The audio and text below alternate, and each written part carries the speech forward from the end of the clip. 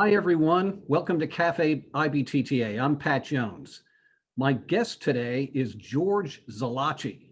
George is a legend in our industry.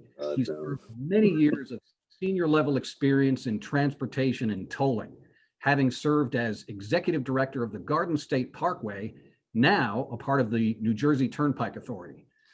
During George's tenure at the Parkway, the agency achieved and maintained the highest Standard & Poor's bond rating of any U.S. toll road. He had a leadership role in the public-private partnership of the PNC Arts Center and in the 2003 consolidation of the New Jersey Turnpike and the Parkway. Upon retirement from the Parkway in 2003, George co-founded GEOPAT Consulting, LLC, and serves as its managing partner. GEOPAT currently represents several clients in the transportation, tolling, and P3 business sectors. George has been active in IBTTA for decades and served as president in 1991. George was named an honorary member of IBTTA in 2004 and continues to serve as chairman of the Finance Standing Committee of the board and as a member of the past President's Advisory Council. He's a CPA, retired, and has held many elected and appointed positions, including mayor of the borough of Little Ferry, New Jersey, and as a commissioner of the Bergen County Utilities Authority. George, welcome to Café IBTTA. It's great to have you with us. Thank you, Pat. It's great to be here. And the word legend connotes being old, but thank you. I appreciate that. Thank you. We'll take it in all the positive connotations. And Adriana from Cubic noted that I have a new backdrop. I'm actually in the IBTTA offices today, the first time for Café IBTTA ever. And we're doing a little cleanup because, as folks know, our lease ends and we're going to be leaving this office by the end of the month. And so we're glad to be here and glad to have this show. So this is Café IBTTA, where we drink coffee and we talk about things that are interesting, relevant, uplifting, and fun. And I've got my Garden State Parkway mug with my coffee in it in honor of George and his long service to the Parkway. So cheers to you, George. Thank you, Pat. And also a shout out today to Harry Smith, IBTTA's office manager and meetings registrar. He's been holding down the fort here at our offices throughout the pandemic and helping us prepare for our big office move this month. Harry, thank you so much. And speaking of office moves, we want to show you a slide with our new office address. You can begin using this mailing address immediately, and we will get all of our mail. And if you go to the website, you'll see announcements about our new mailing address there. And if you click on the link, you'll also see an address for our lockbox, which is where we want you to send checks. And I mentioned checks because this is membership renewal time, so keep your eyes open for your membership renewal packet. And thanks to all the members of IBTTA. We appreciate your support throughout this pandemic. We appreciate your service on boards, committees, councils, task forces, and working groups, everything you do to help advance the mission of IBTTA and mobility throughout the world.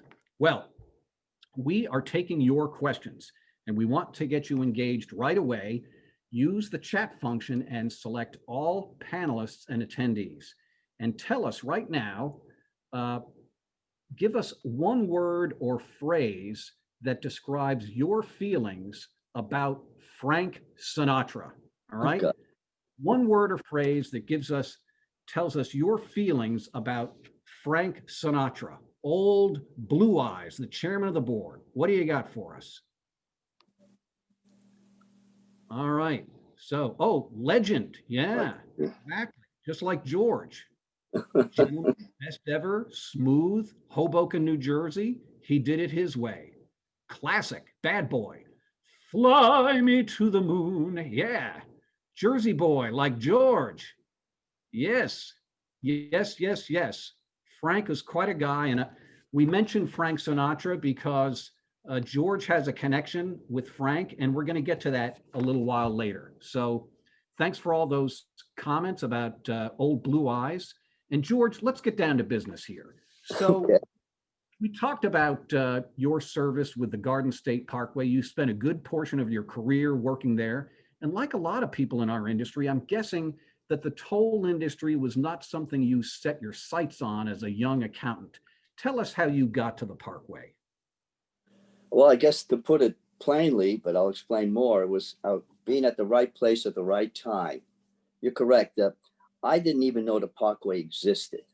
But as you stated, I'm an accountant, retired, and I was working for a CPA firm whose one of the clients was the New Jersey Highway Authority, which is the agency that owned, operated the Garden State Parkway. And for some mysterious reason, as a junior accountant, I was put on that team. And the first time I saw the Parkway was when I had to travel for my first assignment. I never had been on the Parkway before. As far as tolling was concerned, when I lived in New York before I moved to Jersey, I would pay a toll when I crossed the Washington Bridge or the Lincoln Tunnel. And quite frankly, I'd wonder why I'd had to pay a toll, but then I soon forgot about it. Tolling was not something I even remotely thought about, quite frankly.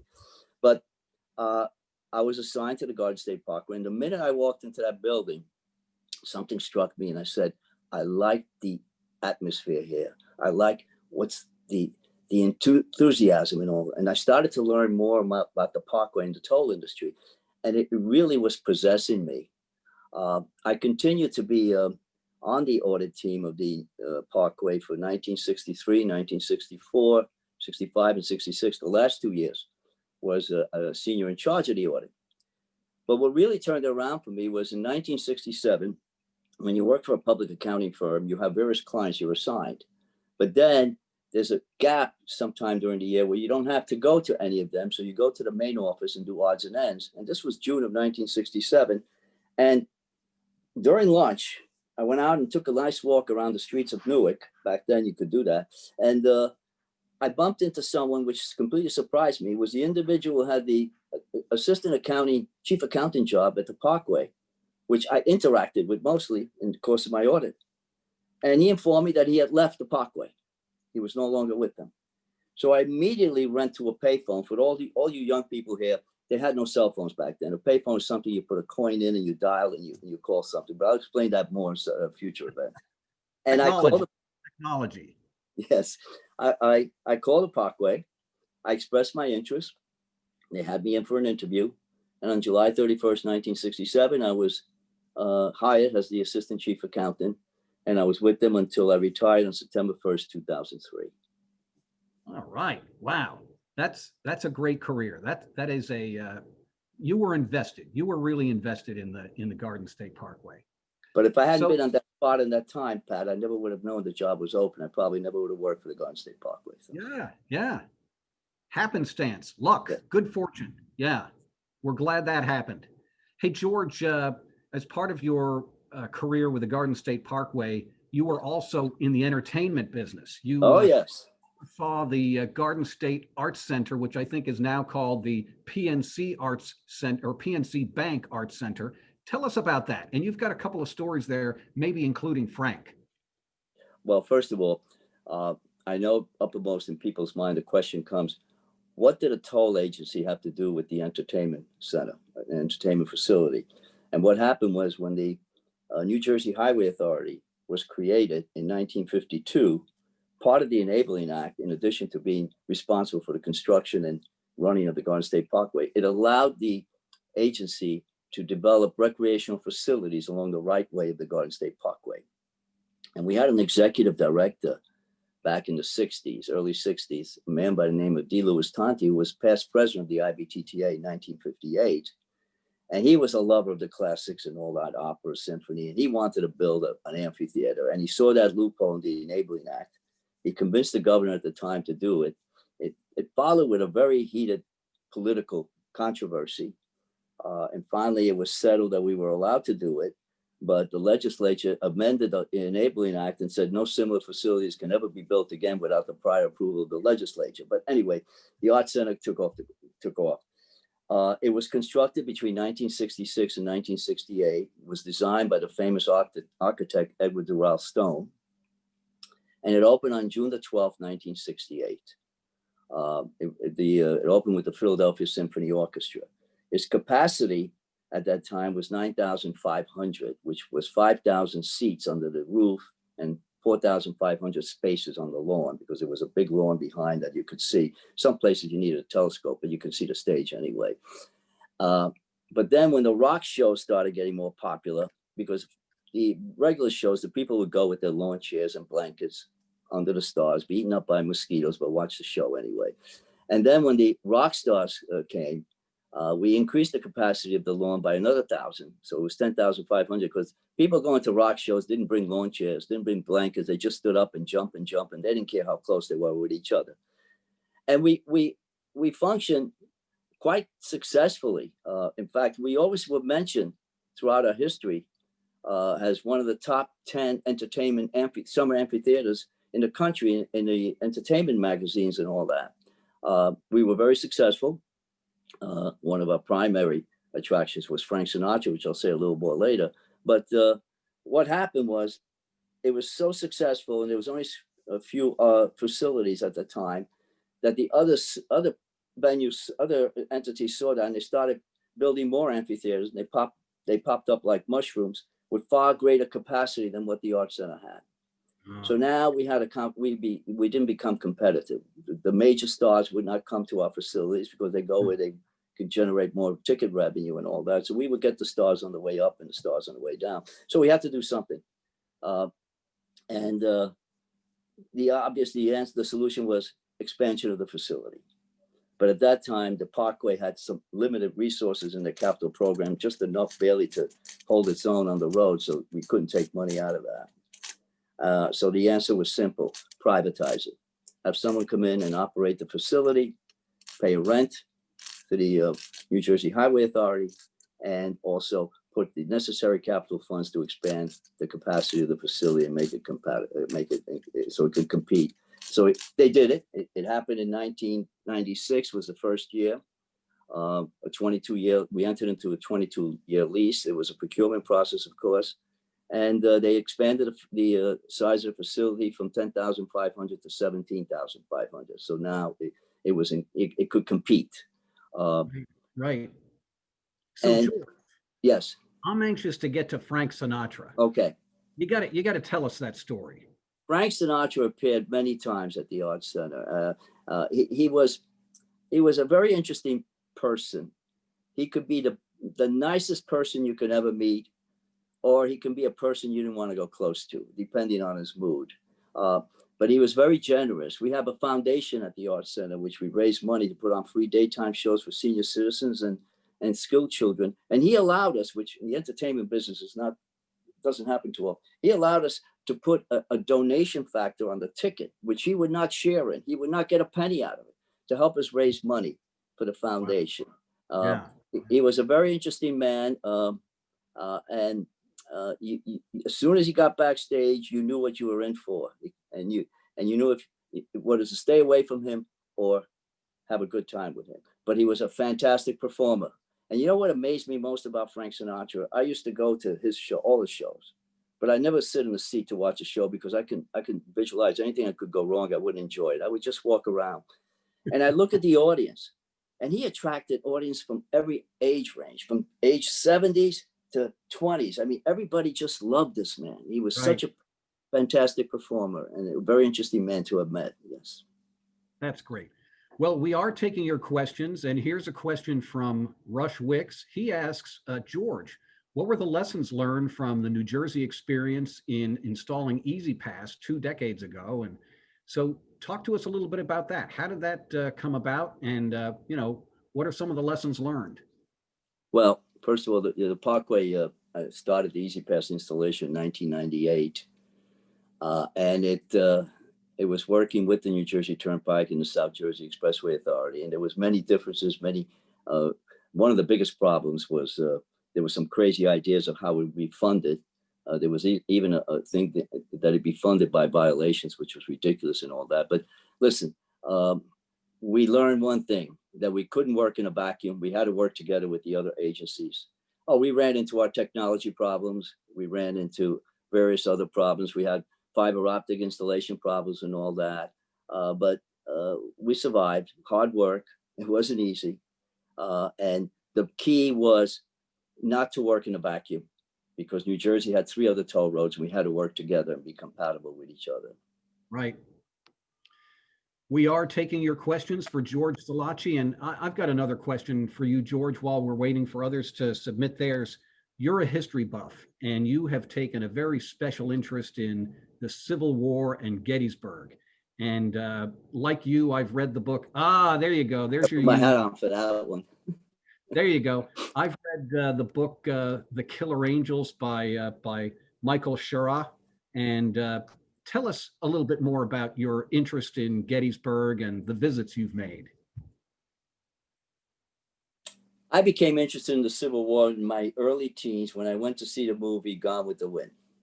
There was something about that movie, and it was it happens around the time of the Civil War, and it attracted me. So I started doing reading on it as much as I could at the time. And I became very involved and interested in. I was never a reenactor. I'm not that crazy, but I just found the war fascinating, where brothers fought brothers, fathers fought sons, and all that. There's so much that happened in that war, so much it advanced the technology of warfare that we saw in subsequent battles and all. But what attracted me most was Gettysburg. Gettysburg was a turning point. Many historians say it's a turning point of the Civil War. And it's so close to me. It's only about a 3-hour ride from where I live. So I started in 1998 to visit the Gettysburg battlefield. And since then, I visited at least once a year, sometimes twice a year. My grandchildren tease me every time I come back from a visit. They'll say, "Grandpa, who won the battle this year?" You know, but there's so much. I mean, the field is 9 square miles, and it has over 400. It has 466 monuments. It is huge, and there's so many things that happen on that battle. You know, us people that are in history say, "What if? What if? What if this happened?" There's so many what ifs that if they happened, it would have changed the whole results of the battle, and the Confederates would have won it. And possibly, if the Confederates had won that battle, they would have moved on to Baltimore, Philadelphia, and Washington. Possibly, the war would have ended, and we'd have had 2 countries. So that's how pivotal that battle was. And I like to go there. Sometimes I go often with a friend of mine who knows much more about the battle than I do. And of course, then we go into the details. But I enjoy taking people there, taking people that call me, say, "Can you arrange for me to go and see the battle?" And I enjoy doing it. Some of them were IBTTA people too. So. Yeah, you mentioned Maurizio Rotondo, our friend from Italy, who used to work for ISCAT, the Italian Association. He asked you to take him on a tour of the battlefield. And the others, you know. But in addition, Maurizio, I've taken Ed Regan, and believe me, he had so many questions.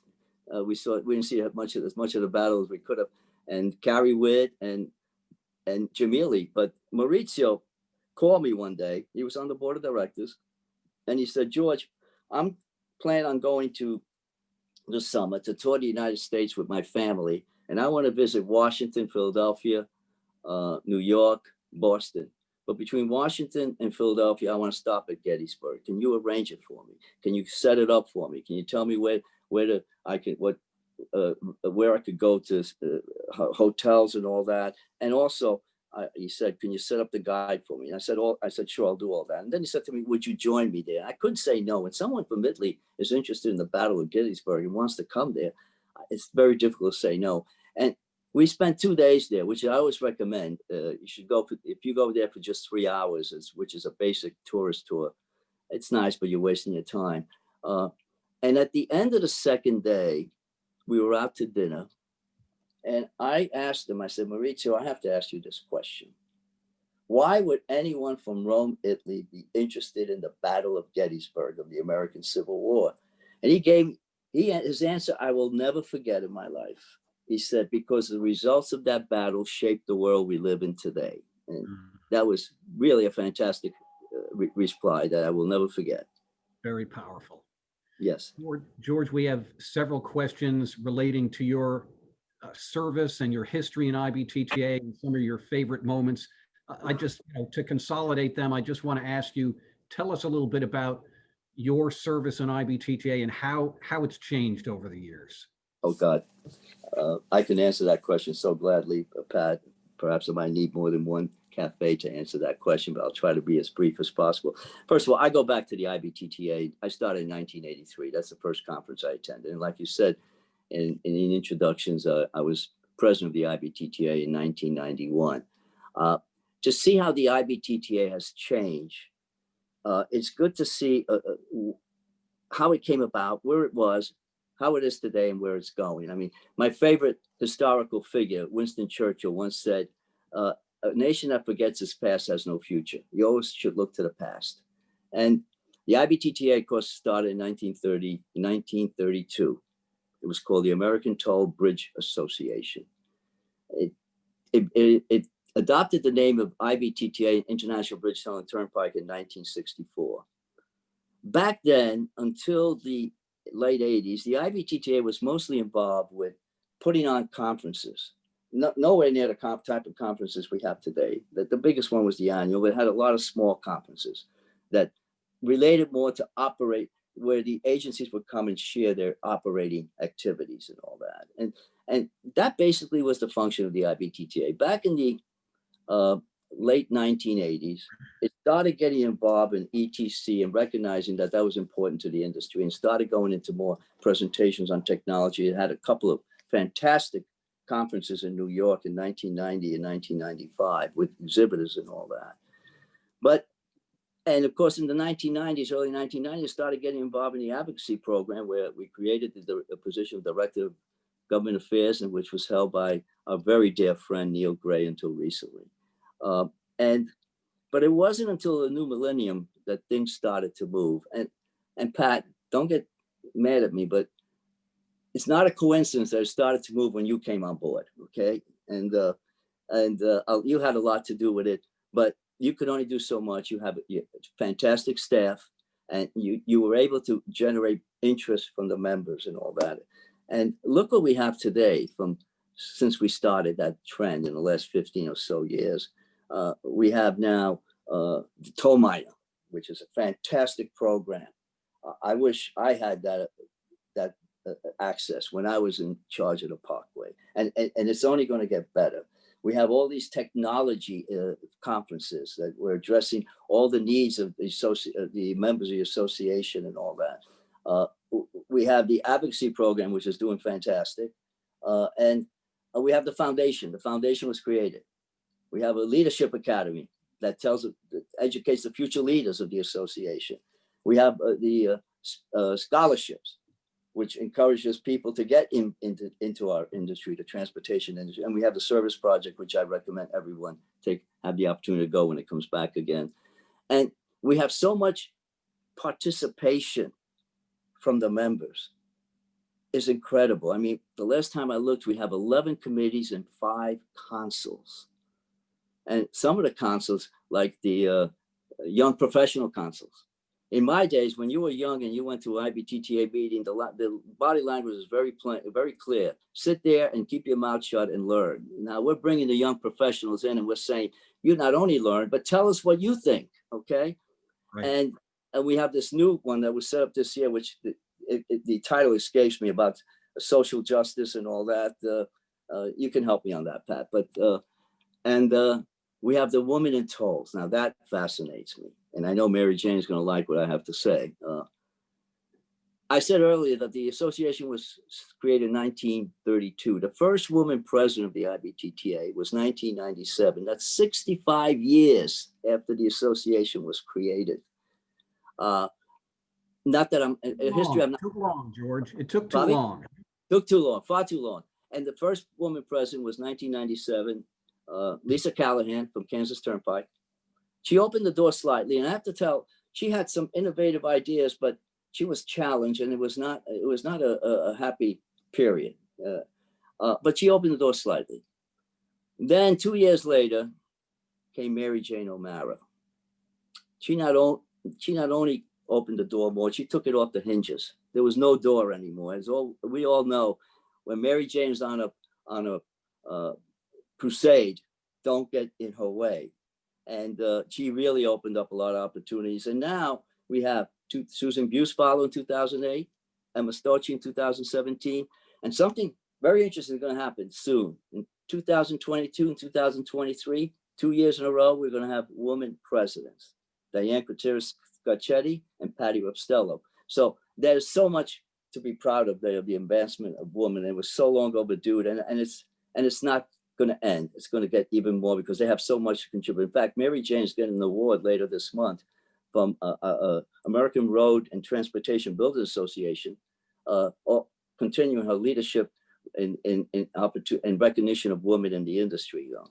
But look where we are today, this year, 2020.